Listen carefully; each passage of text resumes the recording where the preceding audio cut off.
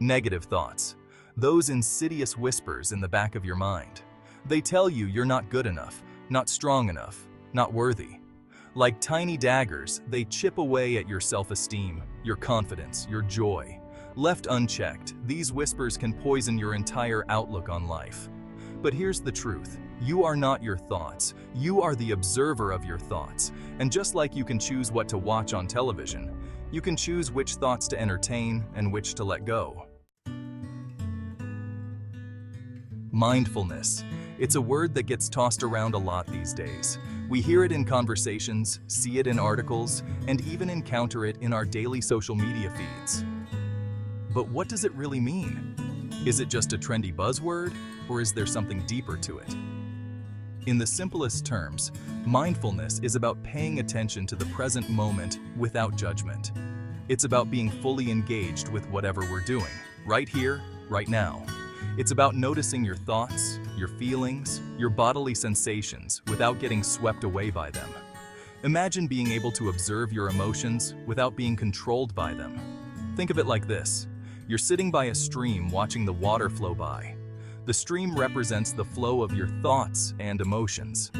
Thoughts are like leaves floating on the surface. They come and go, drifting along with the current. You can observe them, acknowledge them, and let them float on by. This is the essence of mindfulness, observing without attachment. Or you can grab onto them, get entangled, and let them pull you under. When we cling to our thoughts and emotions, we often find ourselves overwhelmed and stressed. Mindfulness gives you the power to choose. It offers a way to step back, take a breath, and decide how to respond rather than react. It's a practice that can transform the way we experience life, bringing more peace and clarity into our daily existence. By incorporating mindfulness into our routines, whether through meditation, journaling, or simply taking a moment to breathe, we can cultivate a deeper sense of awareness and presence. And as we practice, we begin to notice the subtle shifts in our perspective, the gentle whispers of our inner selves guiding us towards a more balanced and fulfilling life. So take a moment, breathe, and let the whispers of mindfulness guide you. Why do negative thoughts feel so powerful? Because we give them power. We believe the stories they tell us. We get caught up in the what-ifs and the should-haves. We allow them to dictate our emotions, our behaviors, our entire lives. But here's the secret. Negative thoughts are nothing more than illusions. They are not facts. They are simply thoughts. And like all thoughts, they have no inherent power over us unless we choose to give it to them. Section 4. Cultivating inner peace. 3 pillars of light. So how do we silence the whispers and embrace a more positive mindset? In our fast-paced world, it's easy to get caught up in the noise and chaos. But finding tranquility is not just a luxury, it's a necessity for our well-being. It starts with cultivating inner peace. Inner peace is the cornerstone of a balanced and fulfilling life. Without it, we are like ships adrift in a stormy sea, constantly tossed around by external circumstances. And there are 3 pillars that can help us build that foundation: mindfulness, gratitude, and self-compassion. These pillars are not just abstract concepts, they are practical tools that we can integrate into our daily lives. Mindfulness, as we've discussed, is about being present and non-judgmental. It's about fully experiencing each moment without letting our thoughts and judgments cloud our perception. By practicing mindfulness, we can reduce stress and increase our overall sense of well-being. Gratitude is about focusing on the good in our lives, no matter how small. It's about recognizing and appreciating the positive aspects of our daily experiences. When we practice gratitude, we shift our focus from what we lack to what we have, fostering a sense of abundance and contentment. And self-compassion is about treating ourselves with the same kindness and understanding that we would offer to a loved one. It's about acknowledging our imperfections and mistakes without harsh self-criticism. By practicing self-compassion, we build resilience and a healthier relationship with ourselves. These 3 practices work synergistically to shift our perspective from negativity to positivity. When combined, they create a powerful framework for personal growth and emotional well-being. They help us to see the good in ourselves, the good in others, and the good in the world around us.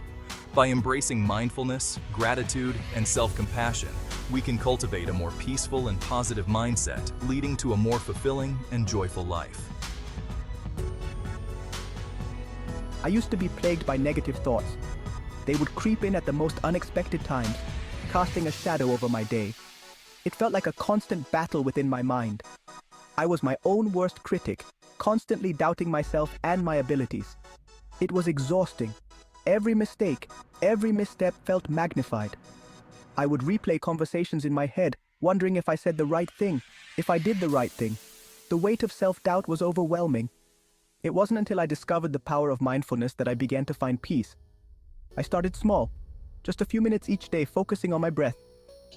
It was a simple practice, but it felt like a lifeline. I began to notice the sensations in my body, the rise and fall of my chest, the cool air entering my nostrils. Just a few minutes each day of paying attention to my breath, noticing the sensations of my body and observing my thoughts without judgment. It was a practice of being present, of grounding myself in the here and now. Slowly I began to see a change. Slowly but surely, I began to notice a shift. The negative thoughts didn't disappear overnight, but they started to lose their grip on me. I found moments of calm amidst the chaos. I began to smile more, to feel a sense of serenity that I hadn't felt in a long time.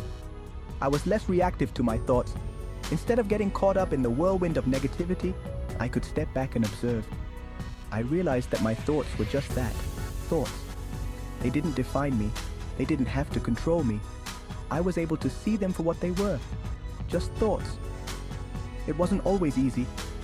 There were days when the old patterns would resurface, when the whispers of doubt were loud and persistent. But I had tools now. I had a way to navigate through the storm. There were days when the whispers were loud and persistent. On those days, it took all my strength to stay grounded, to remember my practice. But I kept going. I reminded myself that it was okay to struggle, that it was part of the journey. But with practice, I learned to meet them with compassion and let them go. I learned to be kind to myself, to offer myself the same compassion I would offer a friend.